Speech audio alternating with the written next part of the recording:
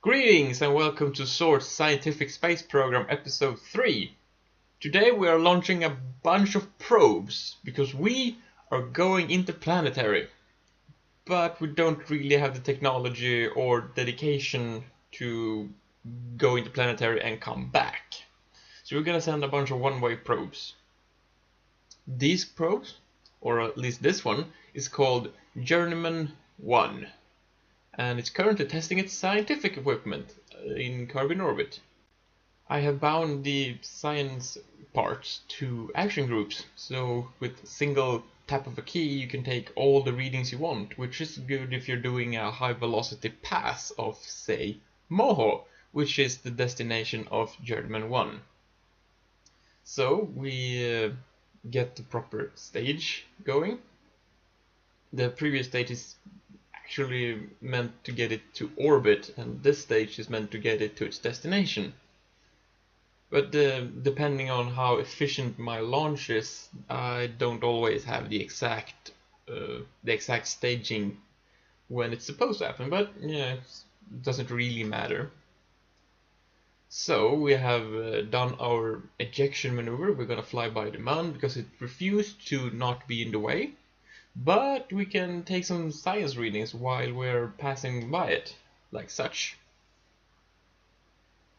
And having the man in the way doesn't really mess up the encounter with Moho that much, because we can compensate for it. So we, for the first time, exit Kerbin's sphere of influence and are now in orbit around the Sun. Just a small, or relatively small, correction maneuver, and we will be on a course to almost impact Moho. So we're just gonna execute this maneuver, and there we have the stage out of fuel, and we're now running on the probe's internal fuel, a very small amount, but we don't need much.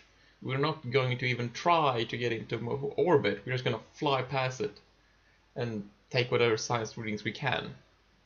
And we start by getting some science from the Sun, which is good because we need more science. And while that probe's flying to its target, we launch the next one. This is Journeymen II, and it is identical in every way except the number at the end of its name to Journeymen 1. So we launch this using its powerful first stage to get it on this suborbital arc until it runs out of fuel. When we switch to the second stage, which is just a small one regular fuel tank and a small engine. And this, while it has a very small amount of fuel, it's light, doesn't add a lot of mass to the entire rocket, and it gets us to orbit. So using only 2 or 3 units of fuel, we can get the entire probe into orbit. Now the launch window is still a day or so away, so we're gonna wait and make sure that this stage is deorbited, and to do this we need to sit and watch it. So we might as well enjoy the show. I recently watched the movie Gravity, which I thought was great, and it gave me an incentive to try to keep low Kerbin orbit as free of debris as possible, because we don't want Kessler syndrome. That's a bad thing. So that's taken care of. It's time to launch this probe, and Journeyman II is going to Joule. And it actually requires less fuel to go to Joule than to Moho. So that's a thing.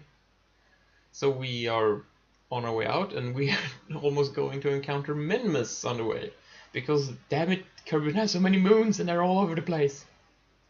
There we go, we're gonna have to correct our orbits because I may not be very good at timing these encounters, as it turns out.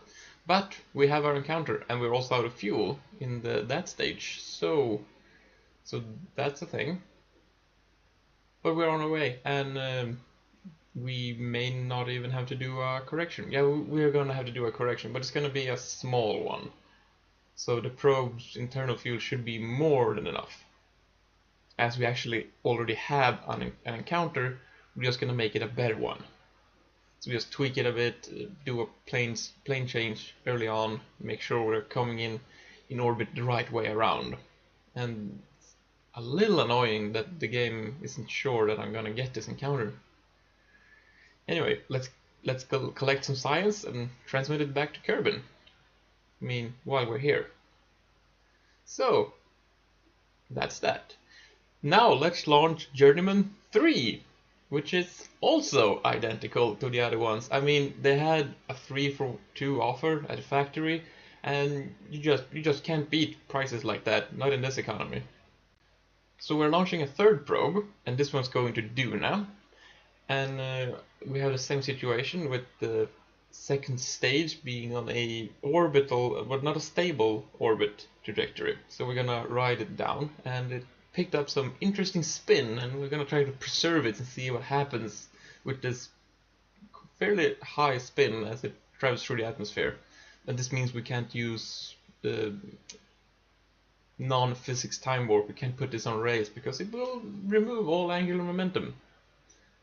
And the slowing down here is mostly me getting the footage back to time acceleration.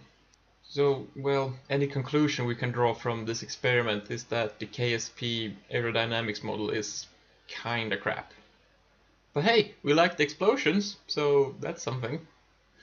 Now, we're gonna launch an actual rocket with actual Kerbals on it. And this one is also going to do now. We're going to have an interplanetary mission. I said we didn't have technology or dedication enough. Well, I lied. This one is using the same tech level as the probes, and yeah, it's going to go to Duna and back. I don't have all the science equipment on this because it got kinda heavy if I tried.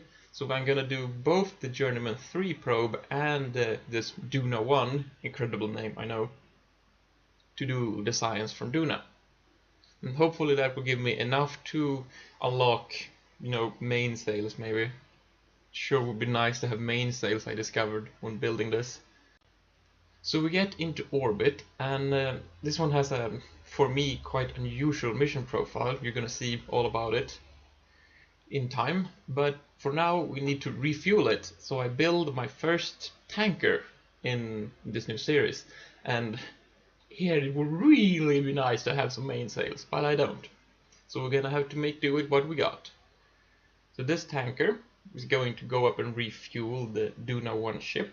It uses asparagus staging, a bit of it, and the same technique here with the final stage engines helping the previous stage to get it into orbit, because it's, yeah, the thrust to weight ratio is not optimal all the way around.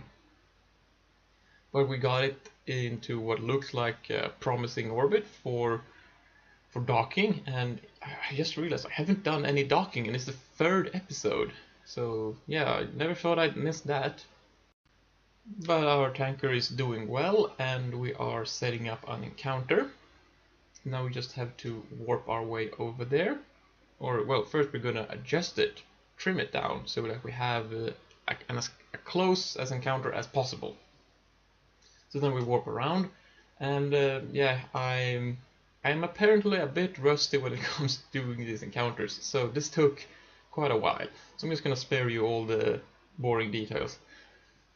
So when we get to Duna 1, we do docking. This is nothing special, because I've done like a million dockings on this very channel. So yeah, I just fly over there gently and carefully, and I dock. And I dock, yes, there we go. So we transfer over the fuel. The Duna 1 ship is not nearly empty, so I don't even use all the fuel in the tanker, which is a very small tanker. So I decide to leave the tanker in orbit for now, because it's a shame to throw away that much fuel. Now we need to do the transformation of the Duna 1 craft. So we undock the lower tank and reveal an engine. Also, the fairing sticks to the docking port, which is slightly annoying, but I assume it will unload, or it will rather not load next time I get here, which is during the next episode. Thanks for watching. Bye!